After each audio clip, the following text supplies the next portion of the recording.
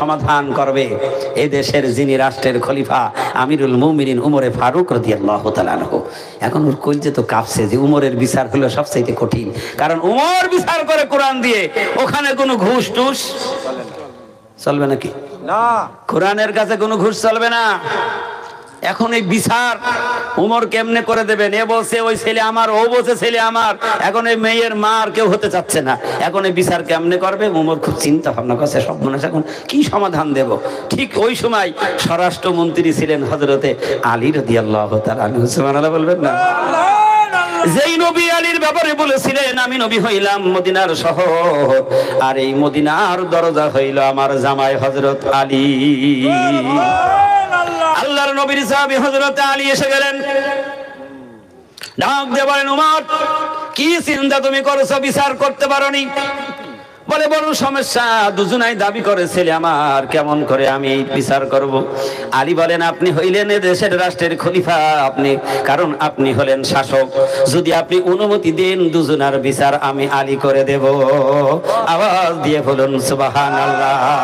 আমার পর্দার আলের মা, যতই লাফালাফি করো না কেন, তোমার বুদ্ধিও হাফ, সম্পদের মালিকও হাফ, তোমার সব জায়গায় খাবারও আল্লাহ বাজেট দিয়েছে হাফ, তাই বলে এখন তো তোমার হাফ দেওয়া হয় না, হাফ প্লেট আর এক প্লেট দেওয়া হয় নাকি? কথা বলেন না কেন? আলী বলেন বিচার আমি করব। ওমর তো বড় খুশি হয়ে গেলেন, আলী তাড়াতাড়ি বিচার করে দাও, ঝামেলা তো আর সহ্য হয় না। কারণ নারীরা দেখবেন একটা কাজে গেলে বেশি ভক ভক করে বকে কি বকে না, বিচার কখন হবে তার আগে দুজনা ঝগড়া করে পাগল হয়ে যাচ্ছে। এরা মহিলা এই হরিহরপুরে নেই, মাইকের আওয়াজ শুনে ভক ভক করে যাচ্ছে। বাড়ি থেকে শীতের মধ্যে আসার কি দরকার ছিল? ঘরে বসে থাকলেই তো চলতো। কোরআনের মজলিস আসে, যদি তোমার গল্প না ফোরায়, ও মা কবরে যাও, কবরে গেলে বুঝবা গুতো কারে বলে। হযরত আলী বলেন বিচার আমি করে দিচ্ছি, আপনি যদি অনুমতি দেন। বলে দুইটা বাটি লাগবে, আওয়াজ দিয়ে বলেন সুবহানাল্লাহ। ছোট্ট দুইটা বাটি সংগ্রহ করে বলে সন্তানটা এখানে রাখো। আলী বলেন দুজনা পর্দার মধ্যে চলে যাও, যার যার বুকের স্তনের দুধ চিপে দিয়ে বাটির মধ্যে করে এনে এখানে জমা দাও। তুমি এখানে রাখো, তুমি এখানে নিয়ে আনে রাখো, আমি আলী বিচার করে দিচ্ছি। সুবহানাল্লাহ জোরে বলেন। আলী বলেন, ভাই ওমর, আল্লাহ তো সব জায়গায় ওদের বন্টন করে দিয়েছে, পুরুষ পাবে 2 গুণ আর নারী পাবে কয় গুণ? পুরুষ যদি 2 বিঘা জমির মালিক হয়, নারী হবে 1 বিঘার মালিক। কথা বলেন না কেন? ওমর বলে, আলী কেমন বিচার তুমি করো আমি দেখবো। আলী বলেন, আপনি তো জানেন না, কারণ যার সন্তান হয়েছে মেয়ে তার দুধ হবে পাতলা, আর যার পুত্র সন্তান তার বুকের দুধ হবে ঘন। আওয়াজ দিয়ে বলুন সুবহানাল্লাহ। কারণ পুরুষের জন্য আল্লাহ 2 গুণের মধ্যে বানিয়ে দিয়েছে, আর কন্যার দুধ হবে পাতলা। আওয়াজ দিয়ে বলুন সুবহানাল্লাহ। আলী বললেন, এখন তোমরা কম্পিউটারে দাও আর পরীক্ষা করো কোন বাটির দুধ ঘন আর কোন বাটির দুধ পাতলা। এবার দেখলেন যার কোলে পুত্র সন্তান তার বুকের দুধ হলো পাতলা, আর যার সন্তান হারা হয়ে পাগল হয়ে যাচ্ছে। আলী বলেন, তোমরা যদি না মানো সন্তানটাকে মেরে ফেলবো, কিন্তু যার কোলে আছে কোনো কথা বলে না, বলছে যাই যাক, আমারটাও গেছে ওটাও যাক, কিন্তু যার কোলে সন্তান নেই পাগল হয়ে যাচ্ছে। আর বলছে, আলী আর একবার যেন এই কথা আমার কানে না আসে, আমাকে দেওয়ার না দাও, সে যেখানে দাও কোথাকে যাক, কিন্তু যেন ওই সন্তানের কোনো ক্ষতি না হয়। আওয়াজ দিয়ে বলুন সুবহানাল্লাহ। এর নাম হলো মা। মা কখনো সন্তানকে ভুলতে পারে না, এই জন্য একটু ভকর ভকর করবে, আসলে তারা কিছু তৈরি বেকাহারে তৈরি। আল্লাহর নবী বিশ্ব নবী সব খুলে খুলে কালামবাগের মধ্যে বয়ান করলেন। ওদিকে মনে আছে কোথায় থুয়ে এসেছি? ইব্রাহিম আলাইহিস সালাম বলে গেলেন, ইসমাইল ঘরে আসলে বলবে চোখ কাটটা যেন বদলায়। ঘরে ফিরে আসলেন ইসমাইল, ও তো বোঝে না চোখ কাট কারে বলে, মনে করেছে ঘরের দরজা মনে হয় দুর্বল, চোর ডাকাতে খেয়ে যাবে, এই জন্য মনে হয় দরজা চোখ কাট বদলাতে বলেছে। বাড়ি আসলে বললেন, আপনার বাড়ি এমন একটা লোক এসেছিল, বললো কেমন চেহারা, কেমন কেমন মানুষ? কারণ অলিতে বলিছেন পাইগম্বরের খবর পাইগম্বরেরা জানে, কারণ ইসমাইলও ছিল আল্লাহর পাইগম্বর, আল্লাহর বন্ধু। আওয়াজ দিয়ে বলুন সুবহানাল্লাহ। যখনই বললেন এই চেহারার মানুষ, ইসমাইল মনে মনে চিন্তা করলেন ইনি আর কেউ নয়, ইনি হইল আমার পিতা ইব্রাহিম আলাইহিস সালাতু ওয়াস সালাম। বলে কি বলেছে? বলছে চৌকাঠ বদলাইতে বলেছে। বলছে ও বিবি তুমি কি জানো চৌকাঠ কারে বলে? বলে কই না তো জানি না। বলে তুমি হইলে আমার চৌকাঠ। কথা বলেন না কেন? আরে তুমি হইলে আমার চৌকাঠ, তাহলে তোমাকে বদলাইতে বলেছে। সকাল বেলা টাকা পয়সা দিয়ে সবকিছু বুঝিয়ে দিয়ে বলল তুমি তালাক। রাসূল বলেছেন তালাক হলো জঘন্যতম হালাল, আর জঘন্যতম হালাল হলো ভিক্ষা। মনে আছে তো? কাঠুরির বললেন, রাসূল বললেন তোমার ঘরে কিছু নেই, বলে কম্বল আছে, আনো বাজারে বিক্রি করো। ওইটা যখন বিক্রি করে টাকা নিয়ে আনলেন, বললেন কিছু টাকা দিয়ে সম্পদ কেন, একটা কোড়াল কেন, যাও জঙ্গলে চলে যাও, কাঠ কাটো আর বাজারে বিক্রি করে রোজগার করো আর খাও। আল্লাহ রাসূল ওই কথা বলার পরে হাদিসটা শুনিয়ে দিলেন, আল কাসিবু হাবিবুল্লাহ, যারা নিজ হাতে কর্ম করে খায় তারা হলো আল্লাহর বন্ধু। ওরে বাদ দিয়ে আবার একটা সুন্দর মেয়ে ইসমাইল বিয়ে করলেন। আবার কিছুদিনের মধ্যে মুসলমানের পিতা হযরত ইব্রাহিম আলাইহিস সালাতু ওয়াস সালাম আবার আসলেন দেখতে। এবার যখনই এসেছেন, ঘরের সামনে গিয়ে যখন দাঁড়িয়েছেন, ঘর থেকে রমণী মুরব্বি দেখে আগে সালাম দিলেন, আসসালামু আলাইকুম, বাবা তোমার বাড়ি কোথায়, ঘর কোথায়, তুমি আসো বসো, বাবা তুমি কেন এসেছো, কে তুমি, পরিচয়টা বল। সুবহানাল্লাহ বলবেন না?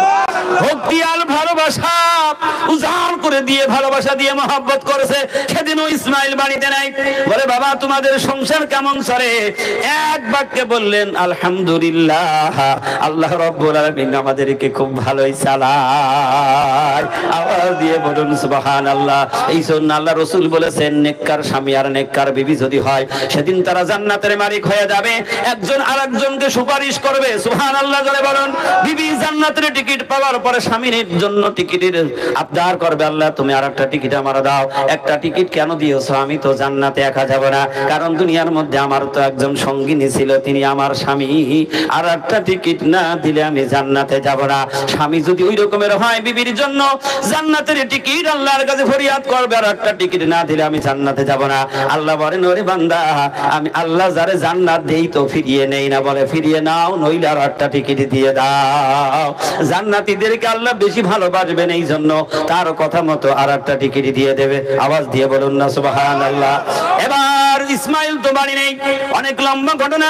সাথে সাথে বললেন ইসমাইল যখন ফিরে আসবে তখন বলবে, আমার কথাটা শুনিয়ে দেবে, আর বলবে ঘরের চৌকাঠটা যেন মজবুত রাখে, যেন কোনো অসুবিধা না হয়। আওয়াজ দিয়ে বলুন সুবহানাল্লাহ। আপনারা কষ্ট পেলেন? এই জন্য দুনিয়া আমার আপনার ক্ষণস্থায়ী জিন্দেগি, চিরস্থায়ী জিন্দেগি হলো আখিরাতের জিন্দেগি। এই জন্য যত সম্পদ যা কিছু প্রয়োজন আছে, কিন্তু সেইটা বৈধ পথে, যেন হারাম পথে না হয়। কারণ হারাম পথে অর্জন করলে ওইটা আমার আপনার জন্য কি হয়ে যাবে? ব্যারাম হবে। এই জন্য সুদমুক্ত জীবন তৈরি করতে হবে। যে কথা বলেছি যে 2 নম্বর কথা বলা হয়েছে, 3 নম্বরে জামানার মুজাদ্দিদ হযরত মাওলানা সুবি মুক্তাদান গাছী রাহমাতুল্লাহ আলাইহি তিনি শোনালেন, হে বিশ্বের মানব জাতি, সুদমুক্ত জীবন তৈরি করো, যত প্রকারের হারাম আছে হারাম থেকে বর্জন করো, হারামগুলি সব না বলে দাও, কোন হারামের সঙ্গে স্পর্শ দিতে পারবে না। আমরা অনেকে মনে করি শুধু সুদই হারাম, আর বুঝি হারাম নেই। কথা বলেন না কেন? বান্দার হক নষ্ট করা হারাম আছে না নাই? কথা বলুন না কেন? দেখবেন অনেক বাবা আছে, মেয়ে বেশি হলে ছেলের নামে রেজিস্ট্রি করে দেয়, আছে না নাই? কথা বলেন না কেন? আছে। অনেক বাপ দেখবেন ছেলে কম মেয়ে বেশি, ও চিন্তা করে সব তোরা নিয়ে যাবে, যাক শিয়ালদা কোটে যায় একটু টিপ দিয়ে আসি। অনেক বাবা আছে হজে যাবে, চিন্তা করে বুড়ো কালে হজে যাচ্ছে, বাসি কি মরি তার ঠিক নেই, ফিরে এসে পাবো কি পাবো না, সব বন্টন নামা ভাগ করে। দেখা যাচ্ছে মেয়েগুলি ডেকে বলে, মা তোদের 50,000 করে টাকা দিলাম, তোরা খুশি হয়ে যা, ছেলে সব লিখে দিলাম। কিন্তু যদি সম্পদ পাইতো, 1/2 কোটি টাকার মালিক হইতো, আর 50,000 দিয়ে বলছে যা খুশি হয়ে যা, দোয়া করে দিস, আল্লাহ তোকে চালাবে, দোয়া করে দিস। আচ্ছা ও কি দোয়া করবে বোন থেকে বলেন না কেন? আল্লাহ সুবহানাহু ওয়া তাআলা বলেন হকুল্লাহর হকুল ইবাদ, একটা হলো আল্লাহর হক আর একটা হলো বান্দার হক। আল্লাহর হক নষ্ট করেছো, আল্লাহ বলেন তুমি তওবা করো, ফিরে আসো। তুমি যদি খালেস তওবা করো আমি আল্লাহ মাফ করে দেব। বান্দার হক নষ্ট করেছো, ওই বান্দা যদি মাফ না করে আমি আল্লাহ মাফ করব না। এই জন্য আমার আব্বারা ভাইয়েরা, এই জন্য যাদের সম্পদ আছে মদিনায় যেতে হবে। আমি শুনেছি আজকের এই অনুষ্ঠান যিনি করছেন তিনি নাকি হজে যাবেন। আমরা সবাই দোয়া করি আল্লাহ যেন তার হজটা কবুল করে, সকলে বলি আমিন। আমরা যারা যাই নাই তারা নিয়ত করে নি আল্লাহ যেন ওই মদিনা না দেখায় তুমি আমাদেরকে মৃত্যু দিও না। কথা বলুন না কেন? ও মদিনার মাটি রে,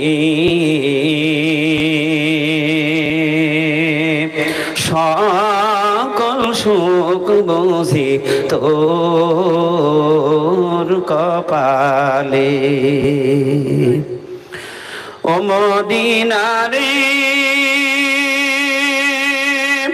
তোর বুকে আমার নবী, যার লাগি পাগল সবই, যার তারে সৃষ্টি হইল ত্রিভুবন।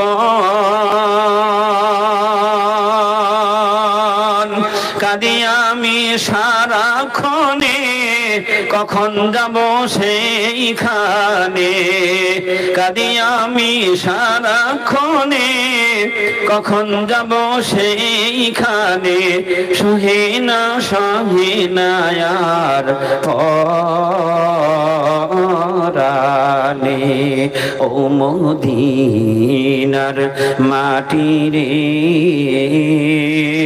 সকল শোক বুঝি তোর কপালে। ও মদিনা রে,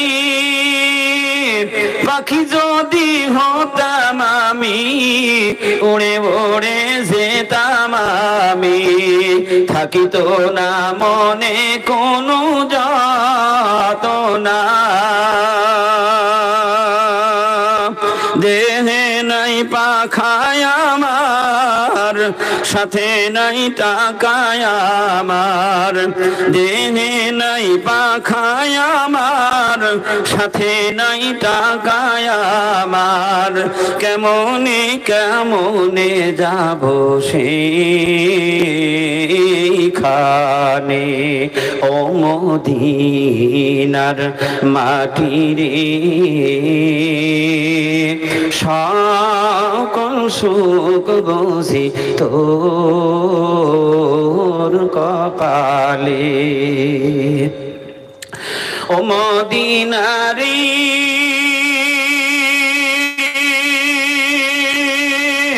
তোর কাছে গেলে আমি কত সুখী হতাম জানি।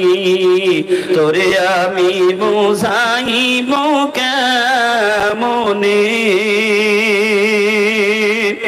রওজা মুবারক দিয়ে নবীজিকে সালাম দিয়ে, রওজা মুবারক দিয়ে নবীজিকে সালাম দিয়ে, বলিতাম বলিতাম মনের বাসনা।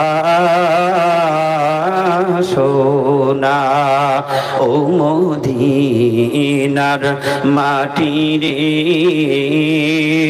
সকল সুখ বুঝি তোর কপালে। ও মদিনা রে, তোর বুকে আমার নবী, যার লাগি পাগল সবই, যার তারে সৃষ্টি হইল ত্রিভুবন।